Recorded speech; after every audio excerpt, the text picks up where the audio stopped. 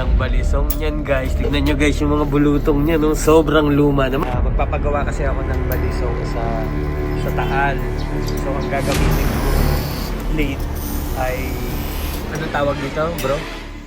Bombshell. Ayan. Pala to ng ano, Ay, so- aeroplano nagbabagsak nito, hindi kanyon. Ayan, yun, mali na naman ako. Ito So, ang kanyon, ito. ito ang bala ng kanyon. Ito.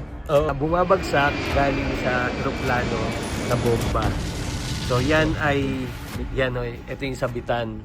Gawin ko ngayon, makikiusap tayo kay bro. Empty Na, shell. na baka pwede naman. Gawin ko itong knife. Aga, Knife ayan. at saka panisong. Ayan. Tayo ay makakuha at makapagpagawa ng balisong na gawa sa ganyang materyales. Salamat kay Bro Jesuha dahil napagbigyan naman tayo. At tayo ay kakatay ng kaunti. Yan ay magiging balisong. So tayo na rin ang magpapanday nito, bro. Kami na rin ang magpapanday. At handilan naman natin sa may Taal, Batangas. Oh, grabe yung bakal yan, guys. Pero yan, para yung bell. Ang panaw. Gusto yan sir, World War 1942. World Hindi War. nila dito yan. Ngayon yan, yari na. Hindi pa World War. Ayan. Baka naman gusto nyo rin magpagawa sa kanya ng mga kutsilyo itak na gawa dyan sa materialis na yan, message kayo sa kanya.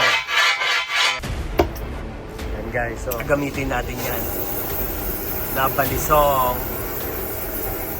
Ano kayang magandang blade profile?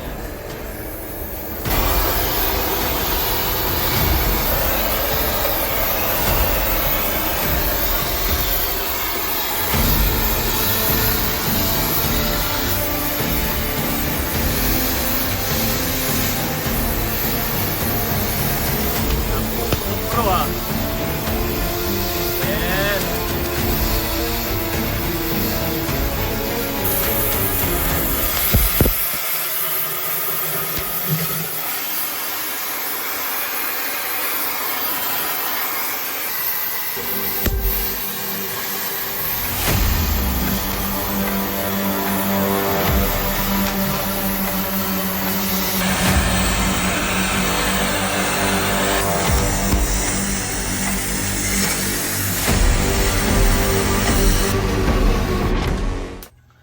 Yee!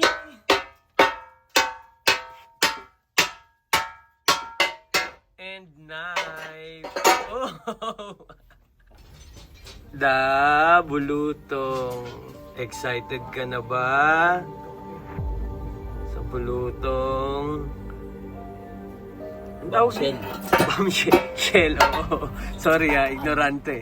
Ang tanong din bro, saan kaya nalaglag yung bomba niyan? Itong yan, ang Saan ganda kaya? ng bakal niya, oh. Grabe bro. Ganda bro. Masarap. Parang masarap magkaroon ng kutsilyo na gawa bro ha?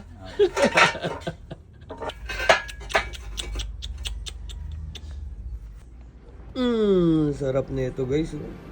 Todo na yan sa panisong. Diyan galing yan guys.